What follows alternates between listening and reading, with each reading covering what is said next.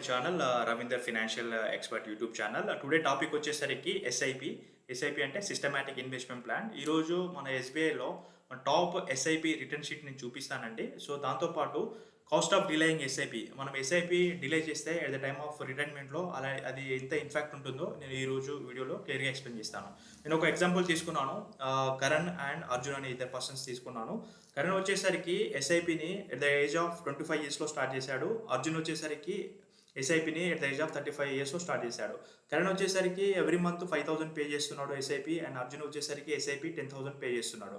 So Karan వచ్చేసరికి age 25లో start చేశాడు కదండి. అండ్ అంటే ఎప్పుడు దాకా పే చేశాడు? 60 years. అంటే ఆల్మోస్ట్ ఎన్ని ఇయర్స్ పే చేశాడు? 35 years పే చేశాడు. ఎంత అమౌంట్ పే చేశాడు? 21 lakhs పే చేశాడు.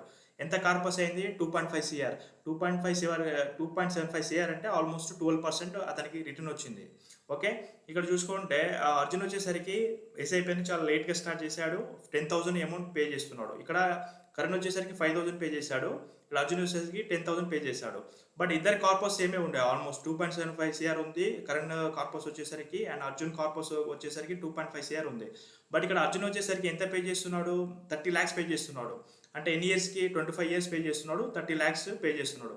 ఇక్కడ మనం ఎస్ఐపి అనేది లేట్గా స్టార్ట్ చేయడం వల్ల కరెంట్ కంటే Arjun almost 9 lakhs extra pay చేయడం జరిగింది. అందుకే ఎస్ఐపి అనేది మనం అనేది ఎంత ఎర్లీగా స్టార్ట్ చేసుకుంటే మన కార్పస్ కూడా అంత రేంజ్లో పెరుగుతుంది అనమాట. సో మనం ఇప్పటి నుంచే ఎస్ఐపిని ఎంత ఎర్లీగా స్టార్ట్ చేసుకుంటే అంత మంచిది.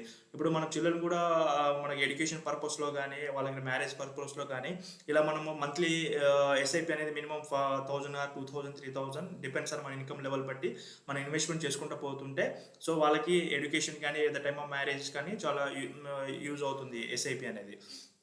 సో ఇదండి కాస్ట్ ఆఫ్ డిలేయింగ్ ఎస్ఐపి అనమాట. మనం అందుకే మన ఎస్ఐపి ఎంత ఎర్లీగా స్టార్ట్ చేసుకుంటే అంత బెనిఫిట్గా ఉంటుంది అనమాట. సో ఇంకోటి ఏంటంటే మనకి ఎస్బీఐలో టాప్ ఎస్ఐపి రిటర్న్ షీట్ చూపిస్తాను. సో ఇది latest SIP return sheet state Bank of ఇండియాకి సంబంధించి. దీనిలో చూసుకుంటే అండి మనకి 1 yearకి, 3 yearsకి, 5 yearsకి, 10 yearsకి రిటర్న్స్ ఉన్నాయి. సో దీనిలో డిఫరెంట్ ఫండ్స్ ఉన్నాయి అనమాట. ఎస్బీఐ బ్లూ చిప్ ఫండ్ ఉంది. సో ఇది ఆల్మోస్ట్ 5 yearsకి 21% రిటర్న్ ఇచ్చింది అనమాట. అంటే ₹1,00,000 ఎస్ఐపి అమౌంట్ మనం చేసుకోగలిగితే ఇది 21% అంటే 21,000 ఇస్తుంది అనమాట annually. So SBI large and mid cap ఉంది, ఇది కూడా 25% రిటర్న్ జనరేట్ చేస్తుంది.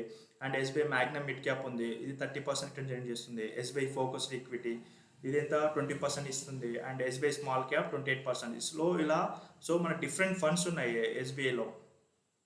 సో మన ఈ డిఫరెంట్ ఫండ్స్ అనేది డిపెండ్స్ ఆన్ మనము ఒక ఫండ్ యొక్క స్ట్రాటజీ ప్రకారంగా కానీ మనము అంటే కొన్ని ఫండ్స్ ఏంటంటే థీమాటిక్ ఫండ్స్ ఉంటాయి. ఇప్పుడు for example SBI PSU fund అనేది ఒక పిఎస్యూ ఫండ్ అనమాట. ఇంకొకటి ఎస్బీఐ ఇన్ఫ్రాస్ట్రక్చర్ ఫండ్ ఉంది, ఇది ఏంటంటే టెక్నాలజీ అంటే ఒక థీమాటిక్ ఫండ్ కింద వస్తుంది. సో అంటే ఒక్కొక్క ఫండ్ ఒక్కొక్క స్ట్రాటజీ ఉంటుంది ఆ రిటర్న్ చేసే ఫ్యాక్టర్ బట్టి. అండ్ ఇంకోటి ఏంటంటే మనం ఎస్ఐపి ఎలా చూస్ చేసుకోవాలనుకుంటే సో మనం పెట్టుకునే టెన్యూర్, ఇప్పుడు ఫర్ ఎగ్జాంపుల్ మనం లాంగ్ టర్మ్ పెట్టుకుంటున్నాము, లాంగ్ టర్మ్ అంటే ఒక 10 years, 15 years రేంజ్లో పెట్టుకుంటున్నాం అంటే మనం దేనికి వెళ్ళాలి? ఎస్బీఐ స్మాల్ క్యాప్ ఫండ్స్కి వెళ్ళాలి. ఎస్బీఐ స్మాల్ క్యాప్స్లో ఆ స్మాల్ క్యాప్ కంపెనీస్ అనేది లాంగ్ టర్మ్లో హైయెస్ట్ రిటర్న్ జనరేట్ చేసే అవకాశం ఎక్కువ ఉంటుంది మనకి. ఓకేనా? సో ఎస్బీఐ స్మాల్ క్యాప్ అనేది లాంగ్ టర్మ్కి బెస్ట్ ఎస్ఐపి ఫండ్ అనమాట. ఇది ఎంత ఇస్తుంది మనకి? 28% ఇస్తుంది, ఆల్మోస్ట్ 28% ఇస్తుంది. ఒకవేళ మనకి కొద్దిగా 3 years, 5 years ఆ రేంజ్లో అనుకుంటే మనము కొద్దిగా లార్జ్ కంపెనీకి వెళ్ళొచ్చు. ఎస్బీఐ బ్లూ చిప్ అనేది ఒక లార్జ్ కంపెనీ, లార్జ్ ఫండ్ అనమాట. సో ఎస్బీఐ బ్లూ చిప్ ఫండ్కి వెళ్ళొచ్చు. ఎస్బీఐ కాంట్రా ఫండ్కి వెళ్ళొచ్చు. ఎస్బీఐ కాంట్రా ఫండ్ కూడా ఆల్మోస్ట్ మీకు చూసుకుంటే 33% ఇస్తుంది ఎస్ఐపి రిటర్న్. సో ఇదండి ఎస్ఐపి. సో మీరు ఎంత ఎర్లీగా ఎస్ఐపి స్టార్ట్ చేసుకుంటే అంత బెనిఫిట్గా ఉంటుంది. సో ఎస్ఐపి అనేది మనము మంత్లీ వైజ్లో స్టార్ట్ చేసుకోవచ్చు, and quarterly and semi annually బేసిస్లో కూడా మన ఎస్ఐపి ఉంటుంది, అండ్ డే బేసిస్ కూడా ఎస్ఐపి ఉంటుంది.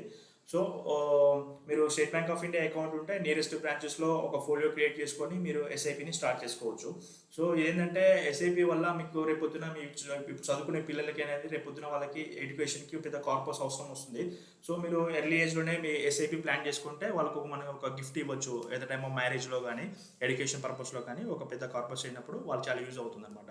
సో మీరు ఎస్ఐపిని ఎంత ఎర్లీగా స్టార్ట్ చేసుకుంటే అంత మంచిది. సో మీకు ఏమైనా ఎస్ఐపి గురించి ఏమైనా డౌట్స్ ఉంటే నాకు కామెంట్ బాక్స్ ఉంది కదా, కామెంట్ బాక్స్లో ఒకసారి పింక్ చేయండి. సో దాన్ని రిప్లై ఇస్తాను. థ్యాంక్ యూ అండి, థ్యాంక్ యూ సో మచ్.